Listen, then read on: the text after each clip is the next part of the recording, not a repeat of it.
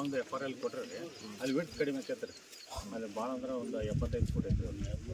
ಅಲ್ಲಿ ಹೆವಿಯಾಗಿ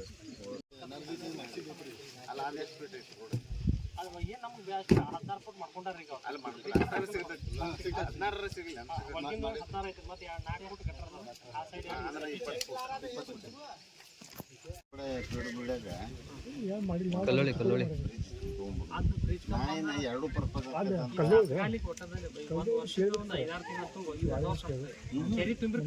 permanent solution ಹುಡ್ಕೋಣ, temporary ಬೇಡ. Once for all ಮಾಡ್ತಾರೆ ಮುಂದೆ ಬರಬಾರ್ದು. 5-6 ಕಿಲೋಮೀಟರ್ ದಾರಿ ಬರಾಕು ದಾರಿ ಇಲ್ಲ ಬಿಟ್ಟು ಅದನ್ನ ರೀ ಆಗಿಲ್ಲ ಅಲ್ದಾಗ ಹೋಗ್ಬೇಕು. ಈಗ ತಹಸೀಲ್ದಾರ್ಗೆ ಟೆಂಪರರಿ ಏನು ಮಾಡೋದು, ತಹಸೀಲ್ದಾರ್ ಲೆವೆಲ್ ಮಾಡೋದು. ಒಂದು ಸದ್ಯ ತಾತ್ಕಾಲಿಕ ಅಲ್ಲ ಅದನ್ನ ಹೇಳಕ್ಕೆ ಟೆಂಪರರಿ ತಾಲೂಕು ಲೆವೆಲ್ ಮಾಡೋದು, ಪರ್ಮನೆಂಟ್ PWD ಇಂದ ಅದಕ್ಕೆ ಸೊಲ್ಯೂಷನ್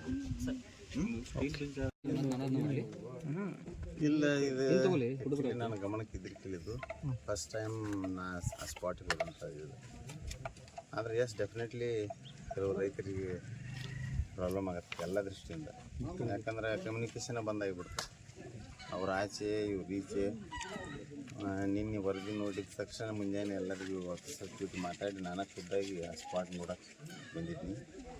ಎಸ್ ಡೆಫಿನೆಟ್ಲಿ ಅವ್ರಿಗೆ ಎಕ್ಸೆಸಿಬಿಲಿಟಿ ಕೊಡಲೇಬೇಕಾಗ್ತೈತಿ.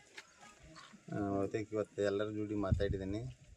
ಅದಕ್ಕೆ ಟೆಂಪ್ರರಿಯಾಗಿ ಏನು ಮಾಡಬೇಕು, ತುರ್ತು ತಹಸೀಲ್ದಾರ್ ಅವ್ರು ಅದಕ್ಕೊಂದು ವ್ಯವಸ್ಥೆ ಮಾಡುವಂಥದ್ದು ಮಾಡ್ತೇವೆ.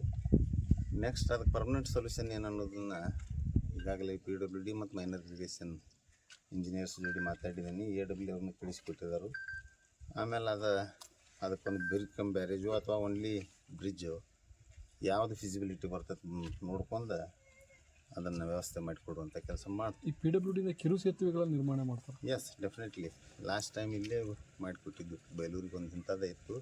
ಬಟ್ ಇದು ನನ್ನ ಗಮನಕ್ಕೆ ಇರಲಿಲ್ಲ. ಈ ಪ್ರಮಾಣದಾಗ ನೀರು ಬರ್ತೈತೆ ಅನ್ನುವಂಥದ್ದು ಇದ್ರಿಕಿಲ್ಲ. ಅದರ ಟೈಪ್ ಆಫ್ ಸ್ವಲ್ಪ ಬಿಗರ್ ವೇದಾಗೈತೆ. ಅವು ಏನಾಕಿತ್ತು 4 ಬೇಡ ಅಂಥವು ಕಷ್ಟ ಹಾಕ್ತಿದ್ರು. ಅವನು ಒಂದು 40-50 ಫೀಟ್ ಬಟ್ ಇದೊಂದು 100 ಮೀಟರ್ಸ್ ಐತಿ. ಡೆಫಿನೆಟ್ಲಿ ಆಗಿ ಅದಕ್ಕೊಂದು ವ್ಯವಸ್ಥೆ ಮಾಡುವಂಥ ಕೆಲಸ ಮಾಡಿ. ಮಕ್ಕಳೆಲ್ಲ ಟ್ಯೂಬ್ ಮೇಲೆ ಬರೋದು ಹೋಗೋದು ಅದಕ್ಕೊಂದು ಅಲ್ಟರ್ನೇಟಿವ್ ಏನಾರು ಮಾಡ್ತೇವೆ ರೀ. ಡೆಫಿನೆಟ್ಲಿ ಅದಕ್ಕೊಂದು ಏನಾರ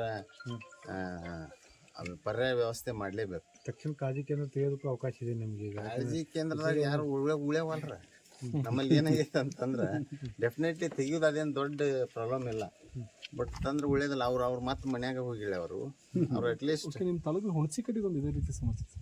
ಹುಣಸಿಕಟ್ಟಿ ಇಸ್ ಡಿಫ್ರೆಂಟ್. ಆ ಕಡೆ ಹೊಲಗಳದಾವು. ಬಟ್ ಅಲ್ಲಲ್ಲ ಅಲ್ಲೇ ಇದೈತಿ. ಈಗಾಗಲೇ ಏನೋ ಒಂದು ಫೆರಿ ಐತಿ. ಅದು ಭಾಳಷ್ಟು ವರ್ಷದಿಂದ ಐತಿ. ಅದ್ರಾಗ ಹೋಗೋದು ಬರೋದು ಮಾಡ್ತಾರೆ.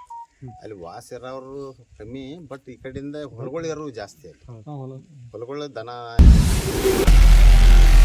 ನಾರ್ತ್ ಫಸ್ಟ್ ಉತ್ತರ ಕರ್ನಾಟಕದ ಆವಾಸ್.